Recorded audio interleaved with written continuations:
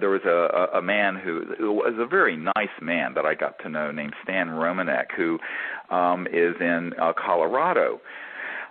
And his father had been in a top secret Air Force compartment that I'm pretty sure was dealing with this issue.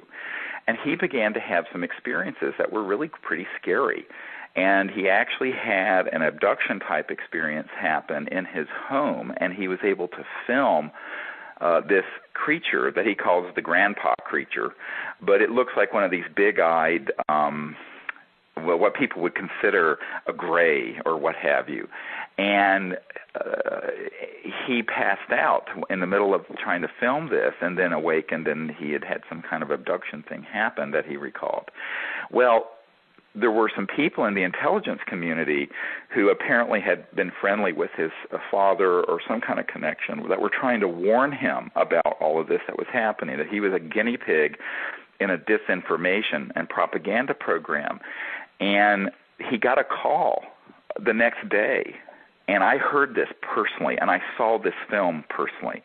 And so did a long-standing member of our team, Ricky Butterfass in Denver, who was with me at this meeting.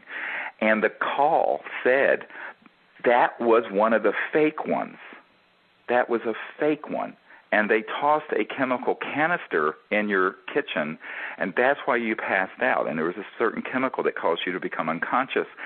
And he didn't know what any of that meant. And I said, well, the fake one they're referring to is this one you have on the camera that everyone who would see it would say, oh, my God, there's one of the grays. Or they could have one that would look like one of the reptilians. And I'm going, the fake ones just means those are the ones that are man-made, that are these PLFs, program life forms. And there were all these UFO researchers, quote unquote, who were with him.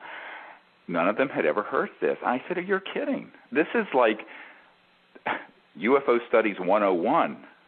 This is the first level. This is the first course you should learn if you're going to look into this, is the extent to which the intelligence community has mastered the ability to hoax this stuff to scare the bejeebies out of people. But none of them knew this. And I said, well, you really need to look at some of the work that was done in the 1980s, 20 years ago, by Martin Cannon.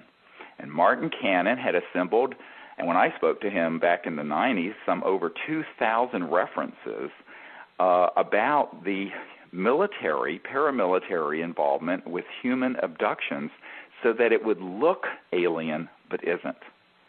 Now, I'll give you another really great example, the Paul Benowitz affair, and you can Google this. And Paul Benowitz was a UFO researcher in New Mexico some years ago, and he was investigating an experience that a woman had had near Kirkland Air Force Base in Sandia out there near Albuquerque.